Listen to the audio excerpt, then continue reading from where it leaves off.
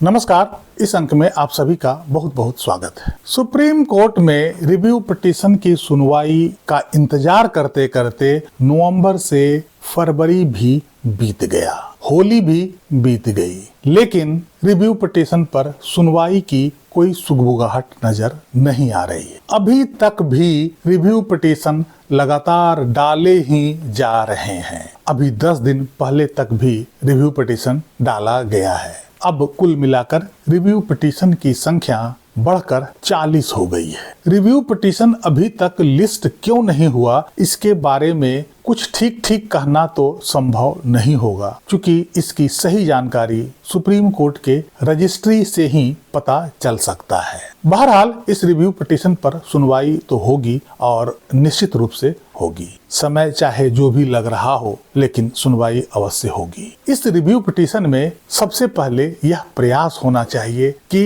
इस review petition की सुनवाई कोर्ट रूम में हो, ना कि चैम्बर में, जैसा कि आमतौर पर रिव्यू पिटीशन की सुनवाई की जाती है। यदि सुनवाई के शुरुआत में ही जज साहब को इस बात के लिए कन्विंस कर दिया जाता है कि इसमें बहुत सारे कानूनी पहलू इन्वॉल्व है, इस निर्णय में कुछ संवैधानिक त्रुटियां भी है जिसके लिए बहस की जरूरत है, तो जज साहब इस रिव्यू पिटीशन को कोर्ट में सुनने के लिए राजी हो जाएंगे। और जहां तक संभावना बन रहा है कि इसकी सुनवाई ओपन कोर्ट रूम में ही की जाएगी, क्योंकि इस निर्णय में बहुत सारी त्रुटियां हैं, बहुत सारे संवैधानिक पहलू इन्वॉल्व है, शिक्षकों के मौलिक अधिकार इसमें इन्वॉल्व है और आरटीई एक्ट की सही व्याख्या भी की जानी है। इसलिए बिना इस पर खुला बहस के ये सारे मुद्दे स्पष्ट नहीं हो पाएंगे। इस पर लंबी बहस की जरूरत है। यही कारण है कि इसकी सुनवाई कोर्ट रूम में होने की ज्यादा संभावना बन रही है और यह शिक्षकों की पहली जीत मानी जाएगी। शिक्षकों का यह रिव्यू पिटीशन बहुत ही सेंसिटिव और टेक्निकल है। यह जितना आसान दिख रहा है उससे कई गुना ज्यादा कठिन और जटिल है। इसमें की गई छोटी से छोटी सी भी गलती शिक्षकों के लिए बड़ा नुकसानदेह साबित हो सकता है। इस रिव्यू पिटीशन में सुनवाई के दौरान इस बात का ख्याल रखना होगा कि 1 सितंबर के निर्णय में कौन से ऐसे सुधार किए जाएं कि सभी शिक्षकों को इसका पूरा लाभ मिल सके और सभी शिक्षकों की नौकरी सुरक्षित की जा सके, अर्थात 100% शिक्षकों की नौकरी बिना किसी नुकसान के बचाया जा सके। आज इसी की संभावना की तलाश करते हैं कि आखिर रिव्यू पिटीशन में क्या रिलीफ चाहिए। मान लिया जाए कि यदि सुप्रीम कोर्ट इस बात को राजी हो जाए कि 29 जुलाई 2011 से पहले सभी शिक्षकों के ऊपर टेट लागू नहीं होगा और 29 जुलाई 2011 के बाद नियुक्त सभी शिक्षकों के ऊपर ही केवल टेट की बाध्यता होगी, उन्हीं को टेट पास करना आवश्यक होगा, तो क्या इससे सभी शिक्षकों को राहत मिल जाएगी? जैसा कि बहुत सारे लोगों का ऐसा मानना है। यदि निर्णय में इतना सा सुधार कर दिया जाता है तो भी यह निर्णय अधूरा होगा। इससे सभी शिक्षकों को लाभ नहीं मिलेगा, उनको राहत नहीं मिलेगा। बहुत सारे शिक्षक लाभ से वंचित रह जाएंगे। इसलिए निर्णय में यह सुधार किसी काम का नहीं होगा। पहली बात, यदि निर्णय में इतना सा सुधार कर दिया जाता है तो इससे अधिकांश शिक्षकों की नौकरी तो बच जाएगी, लेकिन उन्हें प्रमोशन के लिए टेट अनिवार्य होगा, तब यह निर्णय अधूरा माना जाएगा। जिन शिक्षकों की नियुक्ति आरटीई एक्ट लागू होने से पहले अर्थात 29 जुलाई 2011 से पहले हुई है, वे सभी शिक्षक आज प्रमोशन लेने के मोड़ पर खड़े हैं। आज वे सभी शिक्षक प्रमोशन के स्टेज पर पहुंच चुके हैं। ऐसे में यदि उन्हें प्रमोशन के लिए टेट पास करना आवश्यक कर दिया जाता है, जैसा कि इस निर्णय में कर दिया गया है, तो उन शिक्षकों को निर्णय में इस सुधार से कोई लाभ नहीं मिलने वाला है, क्योंकि उन्हें प्रमोशन के लिए तो टेट पास ही करना होगा। इसलिए यदि यह राहत दी जाती है तो यह राहत केवल आंशिक राहत होगी और निर्णय फिर भी अधूरा रहेगा, वो निर्णय शिक्षकों के लिए न्याय नहीं बन सकेगा। क्योंकि उससे शिक्षकों की नौकरी तो बचाई जा सकती है, लेकिन उस नौकरी का भी क्या लाभ जिसमें प्रमोशन का कोई गुंजाइश नहीं है और प्रमोशन के लिए नई शर्त लगा दी जाए। दूसरी बात, बहुत सारे ऐसे शिक्षक हैं जैसे PT teacher, art and craft के टीचर, म्यूजिक टीचर, इन सभी शिक्षकों के ऊपर भी 1 सितंबर के निर्णय में टेट को लागू कर दिया गया है, अर्थात उन्हें भी टेट पास करने को बाध्य किया गया है। जबकि ऐसे शिक्षकों को टेट से क्या वास्ता, इनके लिए टेट की कोई आवश्यकता नहीं है, चाहे उनकी नियुक्ति आरटीई एक्ट से पहले हुई हो या आरटीई एक्ट लागू होने के बाद हुई हो।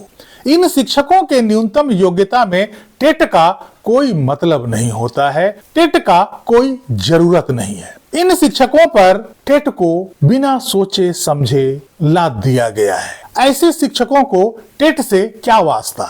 जो शिक्षक फिजिकल टीचर हैं, फिजिकल एजुकेशन दे रहे हैं, म्यूजिक पढ़ा रहे हैं, आर्ट एंड क्राफ्ट पढ़ा रहे हैं, उन्हें टेट पास करने की क्या आवश्यकता है? उनके लिए न्यूनतम योग्यता अलग होनी चाहिए। वैसे शिक्षक सामाजिक विज्ञान और जनरल स्टडीज पर आधारित टेट को पास करके उन्हें क्या मिलने वाला है? उनकी न्यूनतम योग्यता आखिर टेट कैसे हो सकता है? इसलिए यदि इस निर्णय में यह कह दिया जाता है कि 29 जुलाई के बाद सभी शिक्षकों के ऊपर ही टेट लागू होगा, तो ऐसे शिक्षकों के लिए ऐसा निर्णय राहत नहीं बल्कि मुसीबत बढ़ा देगी। इसलिए 1 सितंबर के निर्णय में इस तरह का सुपरफिशियल सुधार से बहुत सारे शिक्षकों को लाभ नहीं मिलेगा और खास करके इन शिक्षकों को तो बिल्कुल भी नहीं, इनकी मुसीबत और भी बढ़ा देगी। इसके अलावा उन शिक्षकों का क्या होगा जिनका भर्ती नोटिफिकेशन 29 जुलाई 2011 से पहले का है और उनकी नियुक्ति 29 जुलाई 2011 के बाद हुई है। ऐसे शिक्षकों के लिए असमंजस की स्थिति बनी रहेगी। इसके अलावा बहुत सारे ऐसे छोटे छोटे इश्यूज हैं जिस पर ध्यान देना आवश्यक होगा।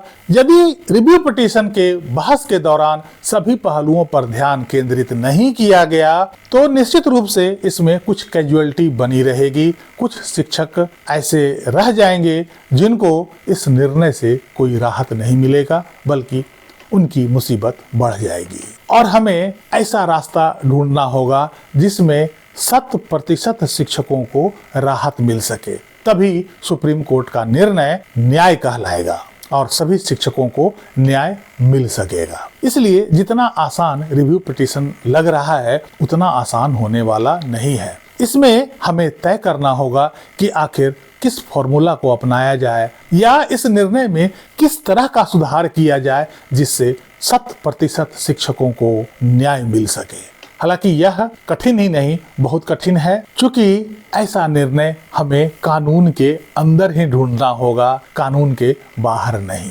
इसलिए यदि ऐसा लगता है कि इस रिव्यू पिटीशन से चंद घंटों में शिक्षकों को राहत मिल जाएगी तो ऐसा बिल्कुल भी नहीं है। इस रिव्यू पिटीशन की सुनवाई यदि ओपन कोर्ट में होता है तो इस पर लंबी बहस हो सकती है, वो बहस काफी दिनों तक भी चल सकती है। अब देखते हैं कि आने वाला समय में क्या होता है और यह निर्णय क्या मोड़ लेता है। जैसा भी होगा आप सभी को अपडेट अवश्य कराऊंगा और सभी शिक्षकों को अपना संघर्ष उस समय तक जारी रखना है जब तक सभी शिक्षकों को अर्थात 100% शिक्षकों को न्याय नहीं मिल जाता है। यदि कुछ शिक्षक भी न्याय से वंचित रह जाते हैं, उनकी नौकरी पर संकट बनी रहती है, तो हमारे लिए यह न्याय अधूरा होगा, आंशिक होगा। सभी शिक्षकों को पूर्ण न्याय चाहिए। इस अंक में यहीं तक। कैसी लगी जानकारी कमेंट करके जरूर बताइएगा। वीडियो को लाइक कीजिएगा, चैनल को सब्सक्राइब कर लीजिएगा। मिलते हैं अगले अंक में, तब तक के लिए जय हिंद, वंदे मातरम।